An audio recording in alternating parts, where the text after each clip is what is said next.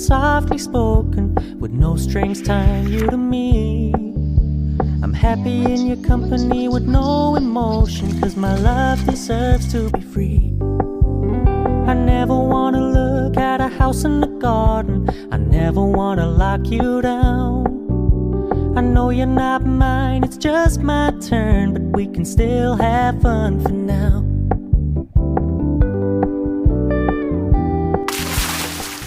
Halo semuanya, kali ini kita bertemu dalam ruang yang berbeda karena satu dan dua alasan. Namun kita tetap akan belajar mengenai sejarah. Kali ini kita akan membahas mengenai konsep manusia dalam ruang dan waktu. Sebelum kita mengarah ke sana, saya punya beberapa gambar. Perhatikan ya, gambar pertama. Ini gambar pertama. Oke, diperhatikan gambar pertama. Kemudian gambar kedua. Perhatikan gambar kedua. Perhatikan, oke cukup. Selanjutnya gambar ketiga. Nah, ini gambar ketiga. Perhatikan dengan seksama. Oke, cukup. Selanjutnya gambar keempat. Nah, ini gambar keempat. Oke, sudah cukup. Nah, dari gambar pertama, kedua, ketiga, kemudian yang terakhir keempat, menurutmu mana yang merupakan kriteria sejarah?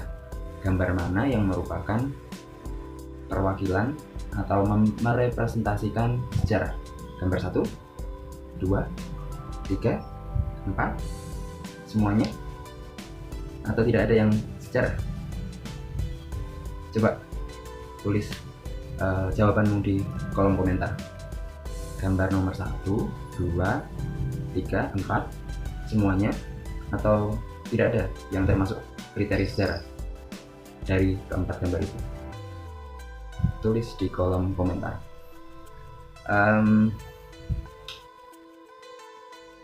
Oke ya, sudah ditulis ya. Jawaban yang tepat, oke, saya akan beritahu melalui sebuah penjelasan singkat. Ya nggak singkat-singkat amat sih. Coba perhatikan ini. Ini gambar nasi goreng.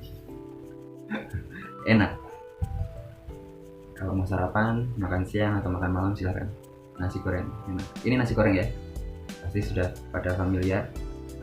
Di dalam nasi goreng ini kamu bisa melihat banyak macam bahan atau unsur yang membentuk nasi goreng. Unsur pertama dan utamanya apa? Nasi goreng. Ya, nasi. Masa unsur nasi goreng bukan nasi yang utama? Kalau gandum, mie, nah itu nanti mie goreng tuh. Pangsit goreng. Nah, unsur yang paling utama dan pertama dari nasi goreng, nasi. Iya betul bahwa digoreng itu juga sebuah unsur, tapi pertama pasti harus ada nasi. Nah, kedua ya digoreng itu nasi goreng. Nah, yang lainnya itu unsur pelengkap, pendukung.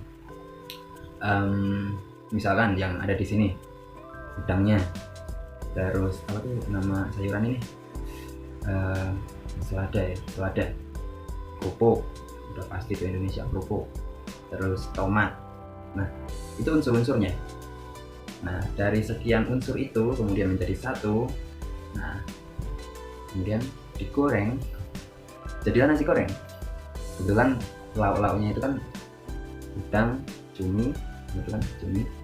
Nah, jadilah nasi goreng seafood. Aduh, nggak apa saya. Nah, itu membentuk nasi goreng seafood, unsur-unsurnya. Sejarah juga sama. Sejarah itu perlu unsur-unsur yang membentuk. Unsur pertama sejarah itu ini, manusia. Manusia dari berbagai macam rasnya, ya intinya manusia. Itulah yang membentuk sejarah. Kalau nggak ada manusianya, bukan sejarah. Ingat ya, kalau tidak ada manusia berarti bukan sejarah. Kalau gunung meletus nggak ada orangnya, ya itu peristiwa gunung meletus, bukan sejarah.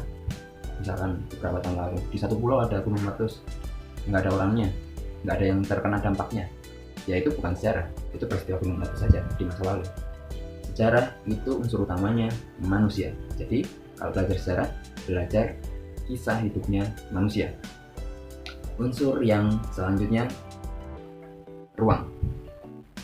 Seperti kita, ruang, meskipun kita berada dalam ruang yang berbeda ya, kamu di rumahmu, saya di sini, di mana ini, kita berada dalam satu ruang yang berbeda, tapi melalui YouTube, melalui platform digital ini, kita berada dalam satu ruang. Nah, unik. Maka ruang itu bisa dimaknai ruang semacam ini, ruang kamar, ruang kelas, ruang tamu, tapi juga bisa dimaknai semacam ini, ruang digital. Nah, lebih luas lagi kita bisa memaknai satu ruang itu seperti ini, ruang hidup kita, dunia kita dengan atmosfernya, kita bisa hidup. Nah, makanya kalau konteks ruang dalam sejarah itu adalah tempat di mana manusia hidup, tinggal, beraktivitas. Nah, kalau ada tempat atau ruang di mana manusia tinggal, hidup, dan beraktivitas, nah itulah sejarah terjadi karena ada hidupnya manusia di situ. Nah, unsur ketiga yang penting, unsur waktu. Jam pasir. Unsur waktu. Waktu itu jangan rintik-rintik, bukan. Kok jangan rintik-rintik? Waktu itu menunjukkan perubahan. Kalau dalam fisika, kenapa kita bisa tahu bahwa ada waktu? Ya karena ada perubahan. Kayak jam pasir ini, waktunya berjalan dari yang di atas turun ke bawah, akhirnya yang di atas pasirnya habis, semuanya sampai di bawah, turun ke bawah. Waktunya berjalan, ada perubahan. Nah, nanti detailnya soal waktu itu apa kita akan bicarakan di lain kesempatan. Karena sejarah itu mencakup unsur waktu, terutama di masa lalu. Nah, maka lebih tepatnya lagi, lebih komplitnya lagi, sejarah itu ngomongin hidupnya manusia, kisah hidupnya manusia di dalam satu tempat atau di dalam satu ruang lingkup, ruang hidup, tapi dalam waktu yang sudah lewat, sudah berlalu, sudah lampau. Kamu punya waktumu di masa lalu, punya hidupmu di masa lalu, saya juga punya. Jadi kita punya sejarah hidup kita masing-masing. Nah, terakhir, peristiwa alam yang melibatkan manusia seperti ini, tsunami, maupun peristiwa yang ini yang dilakukan oleh manusia mungkin tidak begitu melibatkan alam. Nah, dua-duanya, apabila peristiwa ini menyangkut hidupnya manusia, itu berarti masuk dalam peristiwa sejarah, apalagi kalau sudah lampau. Nah, kalau nggak ada manusia yang bergerak, kita tidur doang kayak pocong, kayak mumi, ya lebih kayak pocong sih, karena kita di Indonesia lah, pakai hantu Indonesia lah, kita diem kayak pocong. Ya berarti nggak ada peristiwa yang terjadi, ya berarti nggak ada kisah hidup yang terjadi dari manusia yang tidur-tiduran doang itu, yang nggak melakukan apa-apa. Nah, berarti nggak terjadi sejarah, tidak ada sejarah. Karena kita hidup, kita beraktivitas dan melakukan sesuatu, maka sejarah itu terjadi, sejarah itu ada. Nah, itulah 1, 2, 3, 4 unsur sejarah: manusia, ruang, waktu, peristiwa. Nah, kita bisa mengulang dari 4 gambar yang tadi. Nih, gambar yang pertama, kedua, ketiga, keempat. Dari 4 gambar ini yang menunjukkan kategori sejarah itu ada di gambar nomor 4. Kenapa? Karena di gambar nomor 4 ini semua unsur sejarah ada, manusianya ada. Oke, manusianya lagi berperang, peristiwa perang. Kebetulan ini ya kurang lebih di abad pertengahan di Eropa, gambar kesatria. Nah, kemudian ini sudah berlalu, abad pertengahan itu sekitar tahun 1000-an, tahun ini perang salib mungkin ya konteksnya, tahun 1000-an, tahun 900-an, antara tahun 500 sampai tahun 1000 lah kurang lebihnya. Nah, itu sudah lampau, waktunya di mana di Eropa. Kemudian kalau gambar nomor 3, kenapa bukan sejarah? Ada manusia terbang. Manusia bisa terbang. Nah, itu bukan sejarah. Itu masuk ke dalam kategori mitologi. Kita nggak ngerti ini Gatot Kaca ceritanya. Gatot Kaca terbang terus dipanah oleh karena nanti Gatot Kacanya yang terbang ini meninggal. Itu mitologi. Barangkali mungkin manusianya ada, tapi kebenarannya kita bisa pertanyakan. Nah, kebenaran peristiwanya kita bisa pertanyakan. Nah, hal semacam inilah yang membuat kita bisa meragukan sebuah peristiwa di masa lampau ini, karena belum terbukti ada, belum terbukti kejadiannya terjadi. Nah, ini masuk ke dalam kategori mitos, mitologi. Kalau yang ini manusia purba, manusia prasejarah sebelum sejarah, manusia prasejarah. Memang dari terminologi katanya prasejarah sebelum sejarah, kita bisa tahu bahwa ini bukan sejarah, tapi masuk kategori prasejarah. Tapi di hal yang lain kita bisa lihat manusia ini, kita bisa anggap bahwa ini peralihan dari primata, kera, ke manusia modern kita. Nah, ini dianggap bukan sepenuhnya manusia mungkin. Maka dari dua arti ini, dari terminologi katanya, dari aktivitasnya, tiga, dari terminologi katanya prasejarah sebelum sejarah, dari aktivitasnya sebetulnya kalau dalam sejarah itu unsur yang menentukan adalah ya manusia itu harus menghasilkan tulisan catatan dulu baru bisa dianggap sejarah, itu hal lain. Tapi kalau dari sisi subjeknya, manusia purba ini bisa dibilang belum sepenuhnya dianggap manusia seperti kita, manusia modern. Mereka peralihan dari kera, primata, berevolusi menjadi kita, turunan-turunannya. Meskipun ya kita bisa dibilang bukan keturunan langsung dari manusia prasejarah ini ya. Nah, yang terakhir sudah jelas ini bukan sejarah. Dinosaurus, binatang, bukan manusia. Maka ini bukan sejarah. Kalau kita ngomongin ini juga termasuk prasejarah, tapi zamannya itu jauh lebih lampau daripada yang manusia purba tadi. Nah, ini masuk prasejarah juga. Nah, kurang lebih seperti itu. Kita akan belajar mengenai pemahaman konsep manusia dalam ruang dan waktu melalui sejarah hidup yang lebih personal sifatnya, sejarah hidup kita. Kenapa demikian? Kalau kita tiba-tiba memahami sejarah hidup, sejarah Indonesia secara lebih luas, mungkin bingung dan juga nggak relate juga dengan kita. Nah, saya mengajakmu semua untuk memahami sejarah melalui sejarah hidup kita masing-masing. Singkatnya begini, saya punya hiasan di jendela, tanaman ya, jangan lihat botolnya, lihat tanamannya. Tanaman ini namanya sirih gading, cukup panjang. Tunas barunya ini kelihatan, ini yang lama, gak ada sobek-sobeknya, kelihatan lebih tua. Nah, hidup kita itu ibarat tanaman sirih gading ini. Hidup kita yang sekarang itu yang terlihat oleh kita sekarang, itu yang paling ujung ini. Ini kita yang sekarang, kita yang di masa lalu barangkali ini yang mungkin sudah nggak begitu terlihat. Tapi sebetulnya kita adalah rangkaian atau untaian dari masa lalu sampai masa sekarang, sampai masa kini. Diri kita, hidup kita itu adalah untaian dari masa lalu sampai masa kini. Kadang-kadang kita terjebak pada pemahaman bahwa diri kita yang sekarang ya yang sekarang ini, yang lalu ya sudah berlalu. Tapi sesungguhnya diri kita ini adalah diri kita yang dulu hingga yang sekarang. Diri kita atau diriku adalah diriku yang dulu hingga diriku yang sekarang. Maka kita perlu belajar sejarah untuk memahami hidup kita dan untuk mengenali diri kita. Terkait mengenali diri kita akan dibahas di bimbingan dan konseling.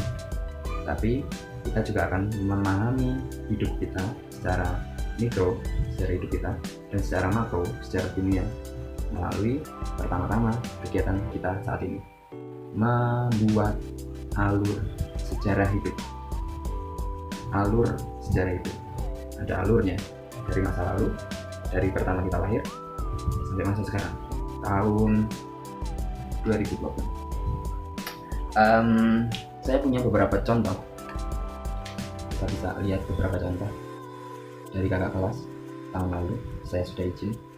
Ini pertama, ada contohnya dari Kak Isabel. Ini contoh yang cukup baik juga. Ada ilustrasi gambarnya, ada peristiwa-peristiwanya. Oke, dari lahir tahun 2003 sampai ya naik sampai 2019. Oke, nah itu adalah sejarah hidupnya kakak kelas ini. Ada peristiwa-peristiwanya, nggak semuanya harus ditulis, tapi ada peristiwa-peristiwa penting berkesan di situ. Nah, ini juga ada peristiwa atau sejarah hidupnya dari kakak kelas ini yang lain. Sejarah hidupnya Kak Talia. Nah, ini ibarat alurnya itu adalah rel kereta api. Ada halte pertama, stasiun awal, ada stasiun akhirnya, maksudnya yang saat ini. Saat ininya itu 2019 karena dia bikinnya di tahun 2019. Dalam hidupnya, alur hidupnya itu ternyata ada lika-liku.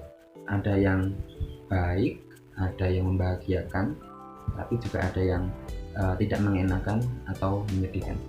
Nah, peristiwa-peristiwa hidupnya ternyata bervariasi. Ada yang bahagia, ada yang sedih. Nah, kalau dalam sejarah atau ilmu sosial, sosiologi misalkan, itu disebutnya ada progres, ada regres. Progres itu perubahan yang membawa ke arah kemajuan atau kebaikan. Nah, dalam konteks sejarah hidup kita ya peristiwa gembira. Nah, untuk regres itu adalah perubahan yang membawa ke arah kemunduran dan keburukan atau peristiwa sedih kalau dalam sejarah hidup kita. Nah, peristiwa sedih dan gembira itu sangat berkesan dalam hidup kita, sangat terekam dalam tubuh kita. Ada yang penelitian yang mengatakan bahwa tubuh kita itu menangkap memori yang besar, yang cukup tajam, yang cukup dalam dibandingkan dengan otak kita. Makanya kadang-kadang ketika kita punya trauma tertentu, pada ketinggian misalkan, pada anjing misalkan, mungkin karena dulu pernah digigit anjing atau mungkin pernah jatuh dari tangga sehingga trauma, sehingga ketika melihat dirinya di atas di ketinggian dia fobia, atau ketika melihat anjing dia merasa takut karena dulu pernah digigit waktu kecil. Nah, itu trauma. Trauma itu adalah sebentuk ingatan yang disimpan oleh tubuh kita.